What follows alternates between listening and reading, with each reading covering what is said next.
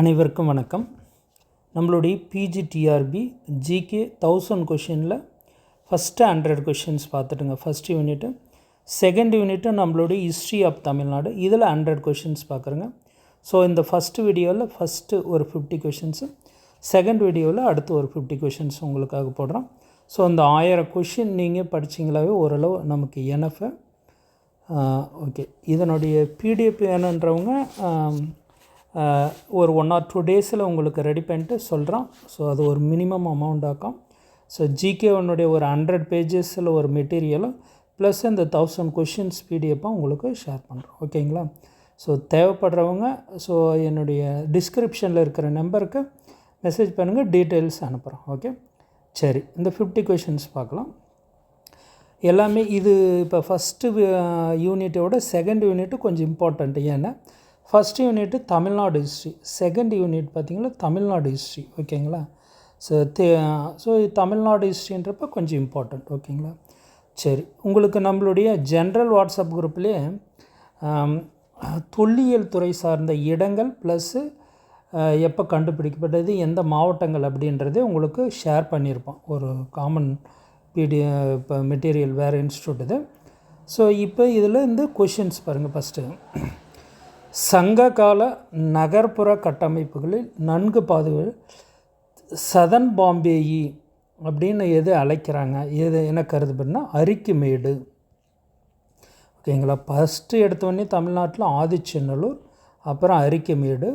ஆனால் மிக பழமையானது ரீசெண்டாக கண்டுபிடிச்சது கீழடி, சிவகங்கை மாவட்டம். இதில் கொஷின்ஸ் கேட்கலாம். இது வரைக்கும் பார்த்திங்கன்னா 9 கட்டங்களாக அகழாய்வு ஆராய்ச்சி. ஃபஸ்ட்டு பார்த்திங்கன்னா 2015 ஸ்டார்ட் பண்ணாங்க. இதனுடைய இயக்குனர் Amarnath Ramakrishnan, ASI archaeological survey of India, அவருடைய தலைமையில் ஸ்டார்ட் பண்ணி இதனுடைய கீழடி அருங்காட்சியகம், கீழடி நிறைய இப்போ அங்கே க்ரியேட் பண்ணி இது பார்த்திங்கன்னா இந்தியாவுக்கே முதல்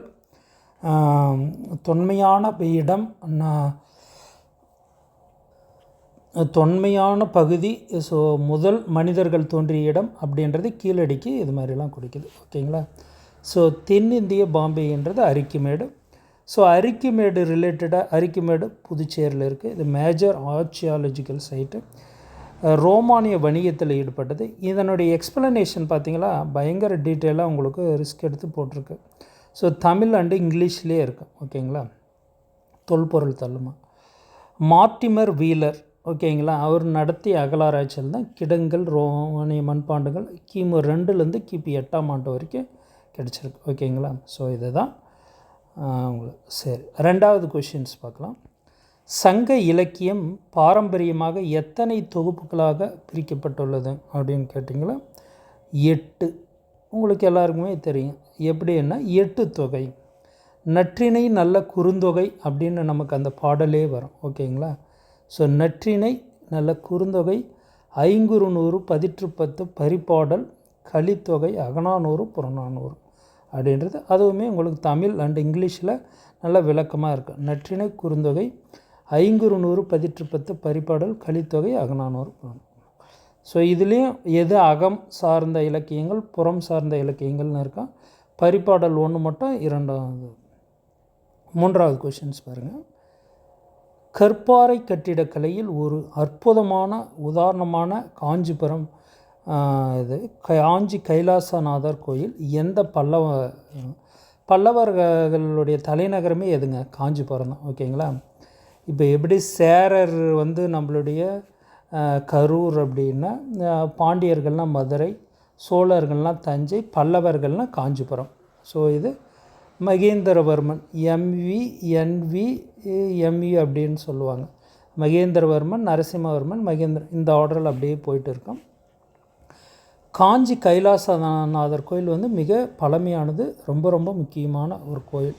நீங்கள் காஞ்சிபுரத்தில் இப்போ இருக்குது. எந்த பல்லவமன்னா ராஜசிம் அப்படின்னு சொல்கிற நரசிம்மவர்மன் 2 அப்படின்ட்டு. ஸோ அவங்கள பற்றி ஒரு எக்ஸ்ப்ளனேஷன் இதில் இருக்குது. ஓகேங்களா? இல்லை, மிகப்பெரிய புகழ்பெற்ற கற்பாறை கோயிலாக சிவபெருமானுக்கு அர்ப்பணிக்கப்பட்டது. நரசிம்மவர்மன் 2 ராஜசிம்மன்னு சொல்லுவாங்க.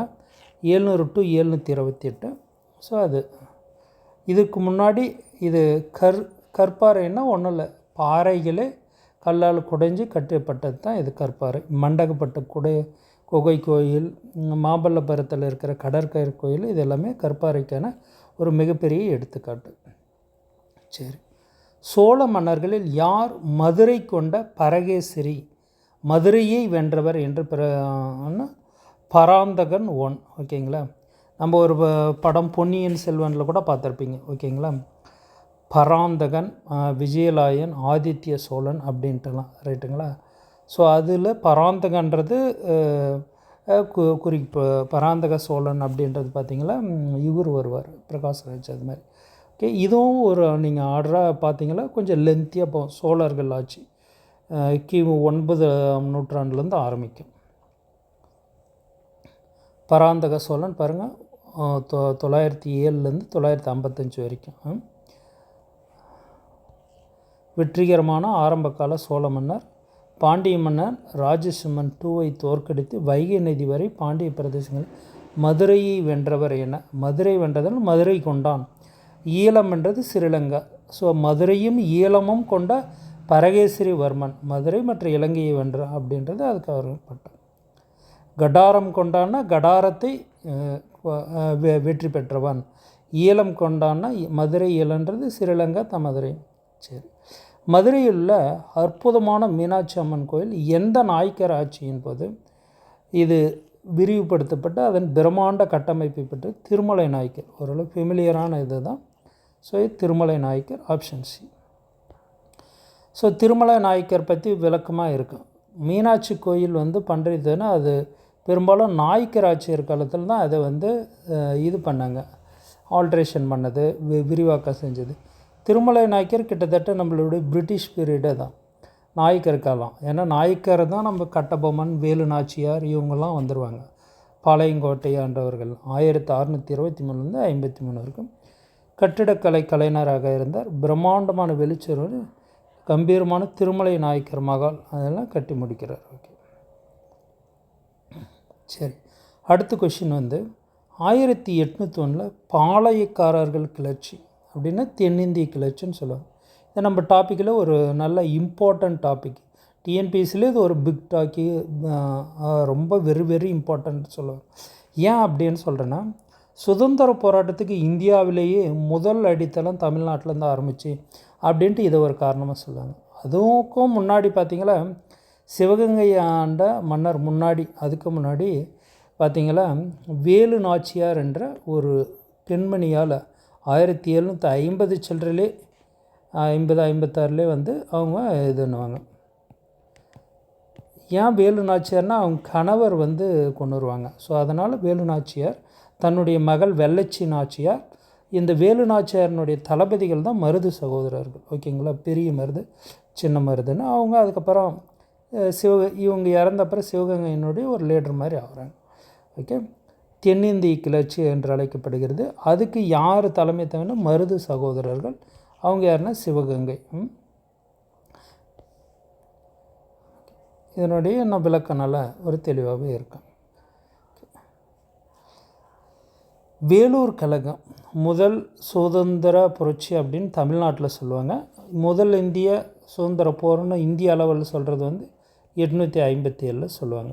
ஸோ அதுதான் இது. கிளர்ச்சிக்கு முன்னோடியான 806 வேலூர் கழகம் ஒரு மிக மிக முக்கியமான கழகம் அப்படின்னு சொல்லுவாங்க. ஓகேங்களா, என்ன அங்கே இப்போ எதனால் ஏற்பட்டது அப்படின்னா நிலப்பிரச்சனையாக அது இல்லை. ஸோ வாரிசுக்கு கோட்பாடாக அதுவும் இல்லை. ஏன்னா வாரிசின்மை கோட்பாடு 1854 தான் கொண்டு வருவார் டல்ஹௌசி. ரிலீஜியஸ் பிரச்சனை தான். ஓகேங்களா, ஏன்னா பொட்டு வைக்கக்கூடாது, இது மாதிரி புதிய விதிகள் நெற்றியில் சமய அடையாளங்களை அணிவதை தடை செய்யுது. ஓகேங்களா, இந்துக்கள்லாம் பொட்டு வைக்கக்கூடாது, முஸ்லீம்கள்லாம் தாடியெல்லாம் கழிக்க சொன்னாங்க. ஸோ இந்த மாதிரி கண்டிஷனை சொன்னதுனால பிரிட்டிஷ் படையில் சோல்ஜராக நம்ம ஆளுங்க இருந்தாங்க, அவங்க எல்லாம் உடனே ஒரு புரட்சியே இதுன்றாங்க. So July 10, 1806. ஓகே, ஒரு ஜஸ்டிஸ் பார்ட்டி. ஆக்சுவலாக இது இந்த சோர்ஸை நீங்கள் பார்த்தீங்கன்னா அப்படியே அவ்வளோ விளக்கமாக நல்ல டீட்டெயிலாக இருக்கும். ஒரு நீதி கட்சி அதிகாரப்பூர்வமாட்ட நிறுவப்பட்ட ஆண்டு 1916. ஓகேங்களா, இதுக்கு முன்னாடி பார்த்திங்கன்னா இது வந்து தென்னிந்திய விடுதலை கழகம்னு இதுக்கு. ஸோ இதான் சவுத் இண்டியன் லிபரல் ஃபெடரேஷன் அப்படின்னு இருக்கும். 3 பேர் ஸ்டார்ட் பண்ணிக்குவாங்க. என்னென்னா தியாகராய செட்டியார், டிஎம் நாயர், அதுக்கு அடுத்தது இவர் நடேச முதலியார். இதை பற்றி சொன்னால் பயங்கர விளக்கமாக சொல்லலாம். ஆக்சுவலாக இந்த நீதி கட்சி தான் அன்றைக்கி இருக்கிற திராவிடர் கழகம். பெரியார் கழகம் வந்து திராவிடர் கழகம். இந்த நீதி கட்சியிலேருந்து இப்போ தோன்ற கட்சிகள் தான் இப்போ திமுகன்னு வச்சுக்கோங்க. நீதி கட்சி ஒரு சின்ன வரலாறு மட்டும் சொல்லிடுறேன். 1916 நீதி கட்சியாக இருக்கும். இது அப்படியே தொடர்ச்சி 1944 திராவிடர் கழகமாக மாறும். திராவிடர் கழகம். இந்த திராவிடர் கழகத்துலேருந்து 1949 திமுக பிரியும். அறிஞர் அண்ணா பிரிச்சிருவார். இந்த திமுகவிலேருந்து 1972 அதிமுக உருவாகும். எம்ஜிஆர் பிரிக்குவார். இது வந்து எம்ஜிஆர் ஸ்டார்ட் பண்ணுவார். இது பார்த்திங்கன்னா சிஎன் அண்ணாதுரை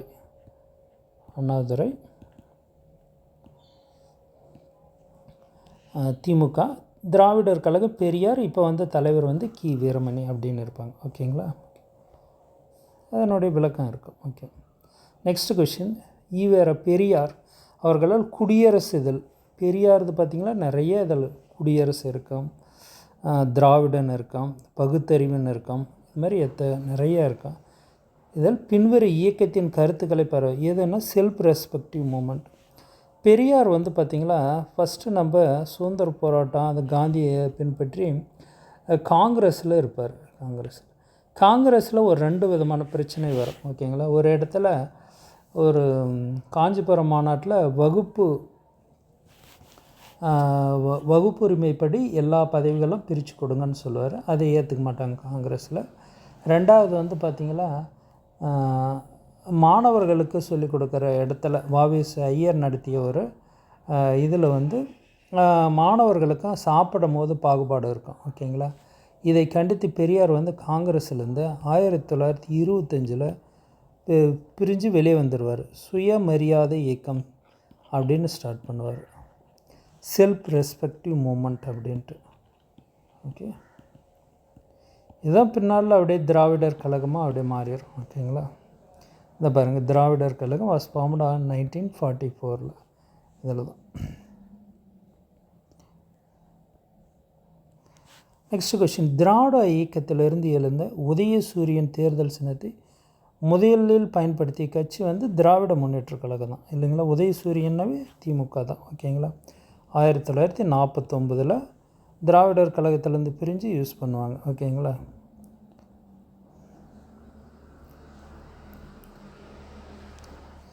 ஆதிச்சநல்லூர். ஓகேங்களா? அரிக்குமேடு நம்ம பார்த்துங்க.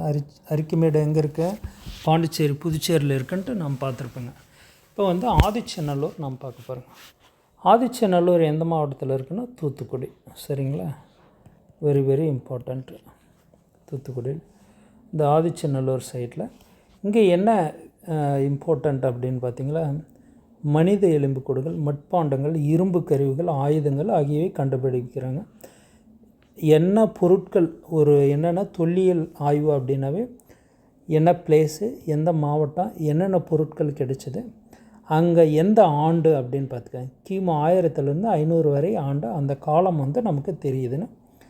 இன்னும் கூடுதலாக தமிழ் பிராந்தியத்தின் ஒரு நன்கு வாழ்ந்த இரும்பு கால நாகரிகத்தின் முக்கிய சான்றுகளை குறிக்குது. ஒரு தங்க கிரீடம், தமிழ் பிராமி எழுத்துக்கள் கிடைச்சு. ஓகேங்களா? சரி, கொஞ்சம் வேகமாகவே நான் போயிடுறேன். ஓகேங்களா? சங்க காலத்தின் சமூக மற்றும் கலாச்சார வாழ்க்கை பற்றிய நுண்ணறிவையும் வழங்க தமிழ் இலக்கண நூலாக எது கருதுன்னா தொல்காப்பியம் தான். முதல் இலக்கண நூல் அப்படின்னா தொல்காப்பியம் அப்படின்றது. ஓகே.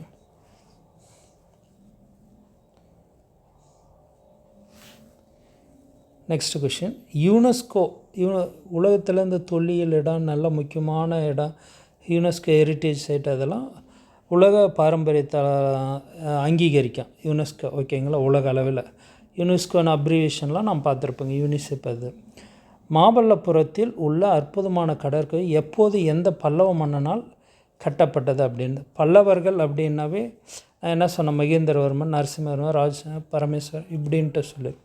நரசிம்மவர்மன் எந்த ஆண்டுன்னா 630 to 668. சரி, பல்லவர்கள்னாவே ஒரு சின்ன இதை சொல்லிடுறோம். பல்லவர்கள்னால் இவங்களுடைய தலைநகரம் காஞ்சிபுரம். இவங்க ஆண்ட வருடம் வந்து கிபி 600லேருந்து 9ஆம் நூற்றாண்டு வரைக்கும் அப்படின்னு ஞாபகம் வச்சுக்கோங்க. 9ஆம் நூற்றாண்டுக்கு மேலே 9 to 12 அப்படின்னா சோழர்கள், ராஜராஜவர்மன், பராந்தகன், அந்த பொன்னியின் செல்வன் படம்ன்றது இந்த 9ஆம் நூற்றாண்டுலேருந்து அப்படின்றது நம்ம ஏற்கனவே பார்த்துங்க இல்லையா, பராந்தகன். அதே போல் 6 to 9 வரைக்கும். சரி, 3 to 6ன்னா கலப்பிரர்கள் காலம், இருண்ட காலம் அப்படின்ட்டு சொல்லுவாங்க.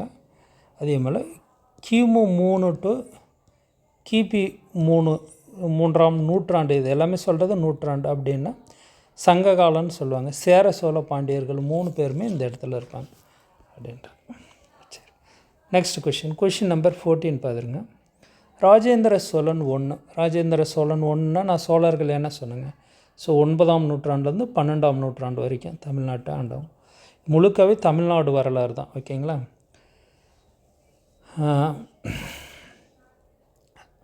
Brihadeeswarar temple in Thanjavur to commons significance victory over the neighbouring kingdom.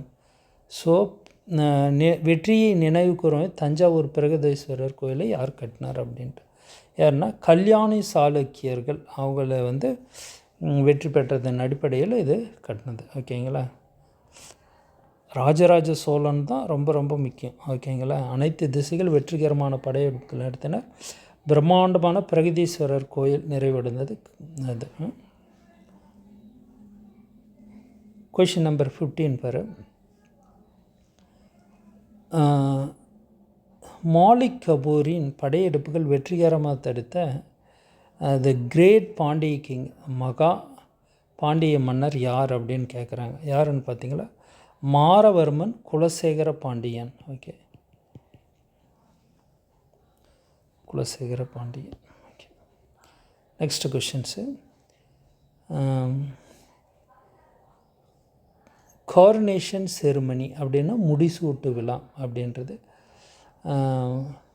Sri ரங்கராயாவின் முடிசூட்டு விழாவை சித்தரிக்கும் பிரபலமான ஓவியம் எந்த நாயக்கர் கால சின்னத்தை நினைவுபடுத்துகிறது அப்படின்னா திருமலை நாயக்கர் மகால், மதுரை. மதுரை போனால் இது பாருங்கள், ரொம்ப முக்கியமான. மதுரையில் இருக்கிற இதில் நாயக்கர் மகால் தான் ரொம்ப ரொம்ப முக்கியமானது. இதை பற்றி ஒரு விளக்கம் இருக்கும். Next question. வீரபாண்டிய கட்டபொம்மனால் தலைமை தாங்கப்பட்ட பாளையக்காரர்களின் கிளர்ச்சி பிரிமிலே பிரிட்டிஷ் கிழக்கிந்தியனருக்கு எதனை வசூலிப்பதற்கு எதிராக இருந்தது அப்படின்னா நிலவரி. ஸோ கட்டபொம்மன்னு நிலவரி கட்ட சொல்லி தான் அது ஒரு நிறைய வரலாறு. அவர் போவார், மதிக்க மாட்டாங்க, திரும்ப திரும்ப இதனால அலட்சியம் செய்வாங்க. அதுக்கப்புறம் அவர் கோபம் வந்து அவர் இதை சொல்லுவார். ஓகேங்களா.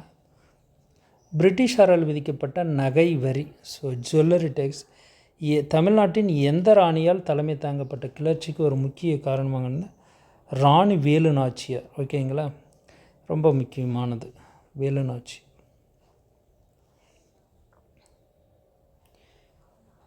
கடல் வணிகத்தில் வஉசியால் ஆரம்பிக்கப்பட்ட முதல் நீராவி கப்பல் வஉசியில் எந்த ஆண்டில் நிறுவப்பட்டதுன்னா 1906. இது ரொம்ப ரொம்ப முக்கியமானது.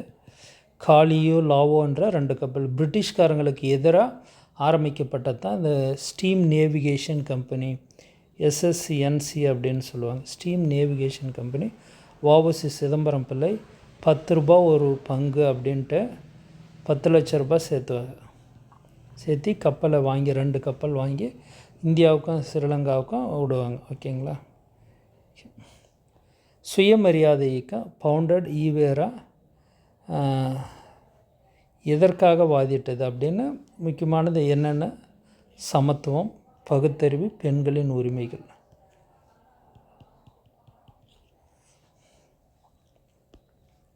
ஆயிரத்தி 1925 அவர் காங்கிரஸை விட்டு விலகி அரிக்கிமேடு பாண்டிச்சேரியில் இருக்கிறது.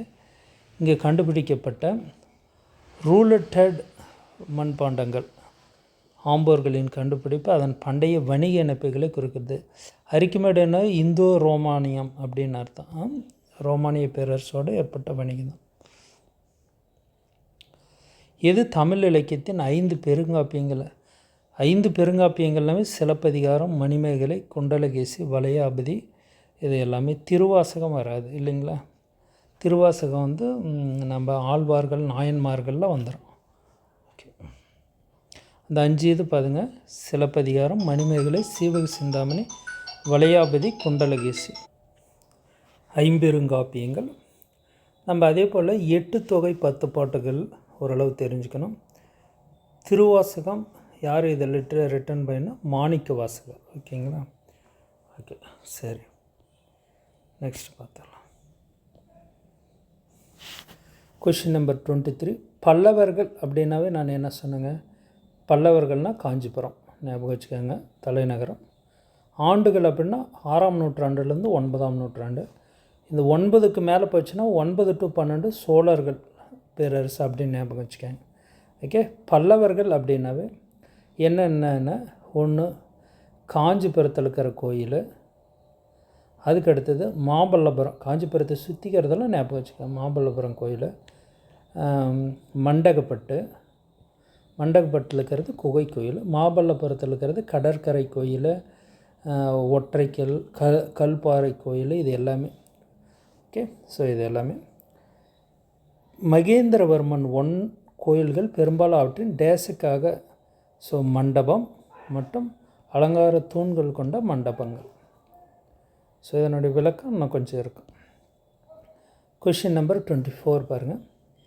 இலங்கையின் கைப்பற்றலை வெற்றிகரமாக நிறைவு செய்து மும்முடி சோழ மண்டலம் என சோழ மாகாணத்தின் தலைநகராகிய சோழ மன்னர் வந்து ராஜேந்திர சோழன் 1. ஓகே, மும்முடி சோழ மண்டலம். சரி, பிற்கால பாண்டியர்கள் அவர்களின் விரிவான நீர்ப்பாசன பணிகளுக்காக சோழ பாண்டிய நீர்ப்பாசன கால்வாய்கள் நிறையா இப்போ இருக்கான். ஒவ்வொருத்தருடைய சோழர்கள் பேர்லே வந்து கால்வாய் இருக்கான், அந்த மாதிரி இதெல்லாம். ஓகே, யாருன்னா ஜடாவர்மன் சுந்தரபாண்டியன் 1.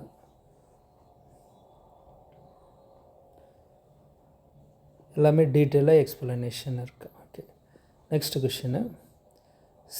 முடிக்கப்படாமல் உள்ள ஸ்ரீரங்க கோயிலின் ராயகோபுரம் எந்த நாயக்கர் ஆட்சியாளரால் தொடங்கப்பட்டதுன்னு? கிருஷ்ணப்ப நாயக்கர். எந்த ஆண்டுன்னா 1563 1572. Next question number 27. தேசபக்தி பாடல்களை இயற்றிய மற்றும் கட்டபொம்மன் சமகாலத்தவரான எட்டயபுரம் பாளையக்காரர் யார் அப்படின்னு பார்த்தீங்களா? போயட் வந்து கவிழ்கிணர். இவர் தான் கட்டபொம்மனின் சமய காலத்தவரான எட்டயபுரம் பாளையக்காரர்.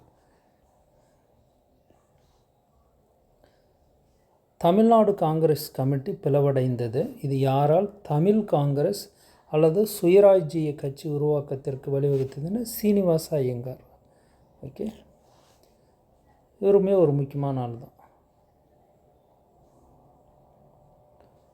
இரட்டை ஆட்சி முறை நம்ம ஏற்கனவே கொஷனில் மாண்டேகி செம்ஸ்போர்ட் ஆக்ட் 1919 சொல்லுவோம்.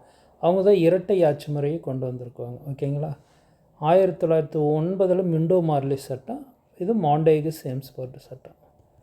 ஓகேங்களா? முதல் தேர்தலில் நீதி கட்சி அடைந்த வெற்றி வரலாற்று ரீதியாக முக்கியமானது. ஏனெனில் என்ன காரணம் அப்படின்னு பார்த்தீங்களா?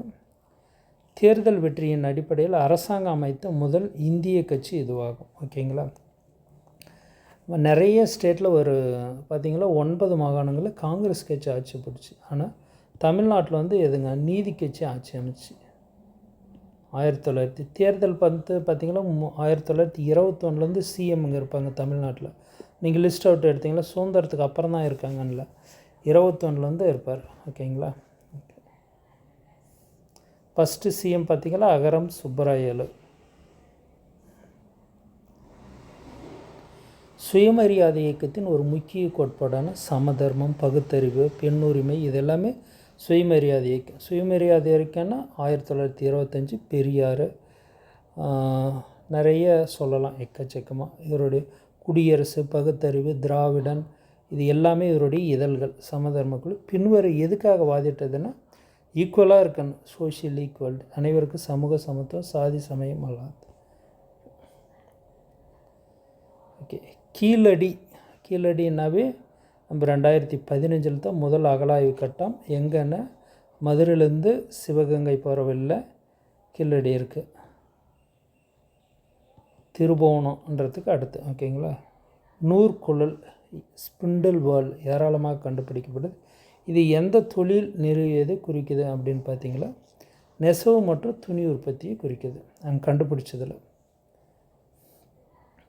தமிழ் இலக்கியத்தில் அகம் புறம் பற்றி வகைப்பாடு முதன்மையாக எந்த நூல்னா தொல்காப்பியத்தில் இலக்கண நூலில் சொல்லியிருக்காங்க. ஓகேங்களா, தொல்காப்பியத்தில் குறிக்கிறது. ஓகே, அகம் மற்றும் புறம் பற்றி.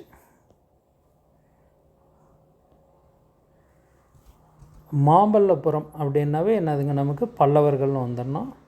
மாமல்லபுரத்தில் கடற்கரை கோயில் இருக்குது, 5 ரதங்கள் இருக்குது, ஒற்றைக்கல் கோயில் இருக்குது. இதான் ரதங்கள், தேர்கள். பல்லவ மன்னன் ஆட்சியத்துக்கு உரித்தன் யாருன்னா நரசிம்மவர்மன் 1, மாமல்லன்னு சொல்லுவாங்க. சோழ நிர்வாகம், சோழர்கள் அப்படின்னாவே நான் 9 to 12ஆம் நூற்றாண்டு நிமிஷம். மிக முக்கியமானலாம் ராஜராஜ சோழன். ஸ்டார்டிங் என்ன பராந்தக சோழன், ஸோ கரிகாலன், இது எல்லாமே அப்படி தான் வரும். ஸோ இவங்க தான் முக்கியமாக என்னதுங்க உள்ளாட்சி நிர்வாகத்துக்கு பெயர் பெற்றது. நிர்வாகத்தில் நாடு, அரசு, மண்டலம் இப்படின்லாம் இருக்கும். ஓகேங்களா. இது முழு மாவட்டத்திற்கான சபை நாடு என்று அழைக்கப்படுகிறது. ஓகே பாருங்கள், ஊர்னா பொதுச்சபை, சபை மகாசபை, அதுக்கடுத்து நகரம்னா நகரங்கள், வணிகர்கள், ட்ரேடர்ஸ், இது மாதிரி இருக்கும். கொஷின் நம்பர் 35, மீனாட்சி அம்மன் கோயில். மதுரைனாவே நமக்கு தெரியும் மீனாட்சி அம்மன் கோயில். இது எந்த நாயக்கர் ஆட்சியின் போது இது கொஞ்சம் இன்க்ரீஸ் பண்ணாங்க அப்படின்னா என்ன, மெருகேற்றினாங்க, சரி செஞ்சாங்க அப்படின்றது கொஞ்சம் அது பாலடைஞ்சது. திருமலை நாயக்கர்னது ஏற்கனவே ஒரு கொஷனில் பார்த்துருப்போம், அவருடைய வருடங்கள்.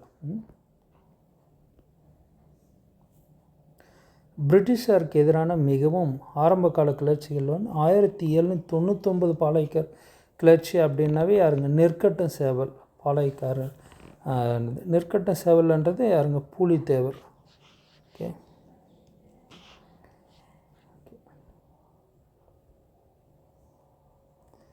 1930 நீதி கட்சி கோயில் நுழைவு சட்டம்னு ஒன்று கொண்டு வந்தாங்க. இது முக்கியமான ஒரு சட்டம் அப்போவே வந்துச்சு. ஓகேங்களா, கோயில் நுழைவு சட்டம். அதான் எல்லா கேஸ்ட் ஆளுங்களும் கோயிலுக்குள்ளே போகலாம் அப்படின்றது. இது பார்த்திங்களா, இது யார், நம்மளுடைய ராஜாஜி பீரியடில் தான் கொண்டு வந்தாங்க. ஓகே, திராவிட நாடு அப்படின்னு ஒரு ப்ரொப்போஸ் ஃபஸ்ட்டு யார் சொன்னது அப்படின்னு பார்த்தீங்கன்னா ஈவேரா ராமசாமி அப்போவே சொன்னாங்க திராவிடன். இப்போ திராவிட ஆட்சி அப்படின்லாம் சொல்கிறாங்களே, இது ஃபஸ்ட்டு அப்போவே பெரியாரே சொல்கிறார். இப்போனா 1930s ஒரு உருது போயிட்டு கம்போஸ்டு போயம்ஸை வீரபாண்டி கட்டபொம்மன் தைரியத்தையும் இயற்றிய உருது கவிஞர் யாருன்னா ஷேக் குலாம் நபி அப்படின்றது. ஓகே, வீரபாண்டி கட்டபொம்மன் அப்படின்னாவே நமக்கு பாளையக்காரர் 1790 1799 தூக்கில் போட்டுருவாங்க. இவர் இந்த காலத்தில் ஆட்சி பிரிட்டிஷ்காரங்களாம் அவமானப்படுவார், டேக்ஸ் கட்டுறான்னு. ஆனால் அவமானப்படுத்துவாங்க. அதை எதிர்த்து இவர் எங்கள் நாட்டில் எதுக்கு நீ அங்கே வரி கட்டணும் அப்படின்ட்டு அது ஒரு லாங் டேர்ம் வரும். ஹிந்தி எதிர்ப்பு போராட்டம் இப்போ சொல்கிறாங்க பார்த்தீங்களா, இது முதல் இந்திய எதிர்ப்பு போராட்டம் 1937 39 வரையிலும் இருக்கான். ரெண்டாவது 1965 67 வரைக்கும் இருக்கான். இடையிலையும் ஒரு இந்திய எதிர்ப்பு போராட்டம் கொஞ்சம் கொண்டு வருவாங்க. அது மேஜராக இருக்காது, மிகப்பெரிய அளவில் இது தான். ஓகே, இதில் தாளமுத்து நடராசன் 2 தியாகிகள் தீக்குளிச்சு இறந்துருவாங்க. அதுக்கப்புறம் ராஜேந்திரன்றவங்களே சுட்டு கொண்டு வருவாங்க. இது மாதிரி நிறைய அது வரலாறு இருக்கும். ஓகேங்களா. ஸோ இது ராஜாஜி பீரியடில் ஹிந்தி ஒரு கட்டாய பாடமாக 6th to 8th ராஜாஜி இதில் தமிழ்நாட்டில் சிஎம்மாக இருப்பார். ஓகேங்களா, 37 39 6 to 8 கட்டாயமாக ஒரு பாடத்தை கொண்டு வர்றார். இந்த ரெண்டாவது டைம் பக்தவச்சாலம் சிஎம்மாக இருப்பார். சிஎம்மாக இருக்கிற இவருமே இந்தி கட்டாயம்னு கூட இப்போவுமே எதிர்க்குவாங்க. ஓகேங்களா? ஸோ அதே தான் இந்தி எதிர்ப்பது யாருன்னா செல்ஃப் ரெஸ்பெக்டிவ் மூவ்மெண்ட் பெரியார் தலைமையில் ஃபஸ்ட்டு, அதுக்கப்புறம் அண்ணா தலைமையில் நடக்கும். ஸோ சுயமரியாதை இயக்கம் அப்படின்றது சொல்கிறாங்க. கீழடியில் சமீபத்தில் தொல்பொருள் அகழ்வாராய்ச்சி சங்க காலத்தில் காலக்கெடு பல நூற்றாண்டுகள் பின்னோக்கியதில் எந்த நதியின் கரையில் ஒரு நகர்ப்புற நாகரிகம் இருந்ததுன்னா வைகை ஆறு தான் கீழடி. எந்த சங்க கவிதை படைப்பு ஒரு கவிஞரால் ஒரே ஒரு ஆதரவு மன்னருக்காக 100 கவிதைகளை கொண்டுள்ளது அப்படின்னா பதிற்று 10 தான் 10 டென்ஸ், அதான் பதிற்று 10 அப்படின்னு சங்க இலக்கியத்தில் ஒரு தனித்துவம். இது 10 சேர மன்னர்களின் புகழை பாடும் 10 கவிதைகளில் 100 கவிதைகள் தொகுப்போம். ஒவ்வொரு 10 கவிதைகளின் ஒரு சிங்கிள் சேர மன்னருக்கு அர்ப்பணிக்கப்பட்டது. ஒரு மன்னருக்காகவும் இது. Question number 43. மாமல்லபுரம் அப்படின்னாவே என்ன சொன்னாங்க? பல்லவர்கள், கங்கையின் இறுக்கம், அர்ஜுனனின் தவம், என் பல ஆட்சி காலத்திற்கு உரித்தானது அப்படின்ட்டு யாருன்னா நரசிம்மவர்மன் 1. Question number 44. கங்கை கொண்ட சோழபுரம் அப்படின்னா கங்கையை வென்றவன். ஸோ நம்ம சோழ மன்னர்கள் தான் பார்த்திங்களா 9 to 12ஆம் நூற்றாண்டில் கிட்டத்தட்ட ஸ்ரீலங்கா கங்கையை வென்றாங்க. பக்கம் மலேசியா, ஜாவா, சுமத்ரா அந்த கண்ட்ரிஸ் எல்லாம் போய் வென்றதுனால தான் கங்கை கடாரம் கொண்டான், ஈழமும் கொண்டான், கங்கையை கொண்டான் அப்படின்னு பேர் அவங்களுக்கு. ஓகேங்களா? யாருன்னா ராஜேந்திர சோழன் 1.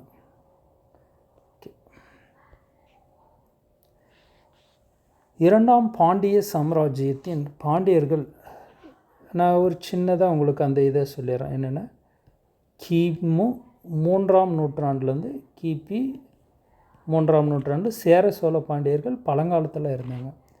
அதுக்கு அடுத்தது கிபி 3லேருந்து 6ஆம் நூற்றாண்டு வரலையும் இருண்ட காலம் கலப்பிரர்கள் காலம். என்னென்னா அந்த காலகட்டத்தை பற்றிய தகவல்களே எதுவும் கிடைக்காதனால அது ஒரு இருண்ட காலம் அப்படின்னு சொல்கிறாங்க. 6 to 9ஆம் நூற்றாண்டு பல்லவர்கள் காலம். நம்ம தமிழ்நாட்டில் எங்கன்னா காஞ்சிபுரத்தை தலைநகராக கொண்டு இப்போ நம்ம பார்த்தோங்க இல்லையா, மகேந்திரவர்மன், நரசிம்மவர்மன், பல்லவவர்மன், பரமேஸ்வரவர்மன் அப்படின்ட்டு 6 to 9ஆம் நூற்றாண்டு மாமல்லபுரம் கோயில், காஞ்சி கைலாசம், மண்டகப்பட்டு குகை கோயில் இதெல்லாம் வரும். 9ஆம் நூற்றாண்டு 12ஆம் நூற்றாண்டு வரையிலும் சோழர்கள் காலம். சோழர்கள் தஞ்சையை தலைமையை கொண்டு ஆண்டவர்கள். இவர்களுடைய இது பார்த்திங்களா, ஸோ ஸ்ரீலங்காவை வென்றதுனால ஈழமும் கொண்டான், கங்கையை கொண்டான், மதுரையை கொண்டான், அதுக்கப்புறம் கடாரம் கொண்டான். இது மாதிரி வெளிநாட்டெலாம் போய் அவங்களுடைய கலைகள் இருக்கும். இந்த 12ஆம் நூற்றாண்டுலேருந்து 15ஆம் நூற்றாண்டு வரைக்கும் பிற்கால பாண்டியர்கள். அதுக்காக தான் இது நான் உங்களுக்கு சொன்னேன். 2ஆம் பாண்டிய சாம்ராஜ்யம் இந்த முறையும் ஒரு டைம் இருப்பாங்க. இது பிற்கால பாண்டியர்கள், அதுக்காக தான் அப்படி சொல்கிறேன். ஓகே. ஸோ இந்த ஆண்டுகள் பாண்டியர்கள் கோயிலை கட்டியதற்கு பெயர் பெற்றுக்கொள்ள இந்த கோயில் டேஸில் அமைந்தது. எங்கன்னா நெல்லையப்பர் கோயில், திருநெல்வேலியில் இருக்கிற நெல்லையப்பர் கோயில் மிக முக்கியமானது. சுதந்திரம் டிக்ளேர் செய்வதற்கு முன்பு மதுரையில் நாயக்கர் ஆட்சியாளர்கள் முதலில் எந்த சக்தி வாய்ந்த தென்னிந்திய பேரரசின் கீழ் இருந்தனர் அப்படின்னா விஜயநகர பேரரசு. ஓகே. பிரிட்டிஷாருக்கு எதிராக கருப்புசாமி என்று அறியப்படும் பாளையக்காரர். இந்த பாளையக்காரர் ஊயிஸ்னம் கருப்புசாமி, பிளாக் காட் அப்படின்ட்டு சொல்லுவாங்க. பாளையக்காரர்னாவே நமக்கு யாருன்னா மிக முக்கியமானது வேலு நாச்சியார். அதுக்கு முன்னாடின்னு பார்த்திங்கன்னா பூலித்தேவன் தான் நமக்கு ஃபஸ்ட்டு. அதுக்கடுத்து வேலு நாச்சியார். அவங்க வீட்டுக்காரரே இதை தான். இவங்க மகள் வெள்ளச்சி நாச்சியார். வேலு நாச்சியாருடைய இது மருது சகோதரர்கள். ஒன்று இது இயர் வைஸ் எழுதுகிற மருது சகோதரர். அதுக்கடுத்து கட்டபொம்மன். ஏன்னா நம்ம சிலபஸில் தென்னிந்திய கிளர்ச்சி, ஹேர்லி ரைசிங் பிரிட்டிஷ். அதுக்கடுத்தது தீரன் சின்னமலை. இவங்க தான் மிக முக்கியமானவங்க. ஓகேங்களா? நம் பாளையக்காரர்கள். அதில் கருப்பு சாமி என்று அழைக்கப்படுவதுன்னு தீரன் சின்னமலை. கோயம்புத்தூர், ஈரோடு அந்த ஏரியா இவர். நீலத்தை கட்டாயமாக வளர்க்கும் திருநெல்வேலியில் நீல் தர்ஷன் அப்படின்னு ஒரு புரட்சி ஏற்பட்டது. ஓகேங்களா. யாருன்னா திண்டுக்கல் கோபால நாயக்கர் அவருடைய தலைமையில் இண்டிகோ புரட்சின்னு. சம்பரான் இயக்கமும் இந்த இண்டிகோ தான். மகாத்மா காந்தி முதலில் போராட்டம் நடத்தியது இண்டிகோ ரெவல்யூஷனுக்காக பீகாரில் சம்பரான் என்ற ஒரு பிளேஸில். Dravidan home was established by Chennai by Justice Party அப்படின்றது சென்னையில் நீதி கட்சியால் தொடங்கப்பட்ட ஒரு ஹாஸ்டல் வந்து நடேச முதலியார் தான் பிராமணர் அல்லாத மாணவர்களுக்காக உருவாக்கப்பட்டது தான் இது. நான் பிராமின்ஸ் ஸ்டூடெண்ட் அப்படின்ட்டு. நம்ம நீதி கட்சியால் 3 பேர் இருப்பாங்க. ஒன்று தியாகராய செட்டியார், 2 டிஎம் நாயர். இவர் வந்து ஒரு மிலிட்ரி மேன், முதல் உலக போரிலே பங்கேற்றிருப்பார். ஓகேங்களா. இவர் வந்து மிகப்பெரிய ஒரு தொழிலதிபர். அதே போல் தியாகராய செட்டியார் முதல்ல மதிய உணவு திட்டத்தையே கொண்டு வந்தவர். சென்னை ஆயுர் விளக்கம் பகுதியில் முதலாக இவர் சென்னை மேயராக இருக்கிறப்ப கொண்டு வந்தார். 3ஆவதாக இருக்கிறவர் தான் நடேச முதலியார். ஓகே. இவரும் ஒரு வணிகர்.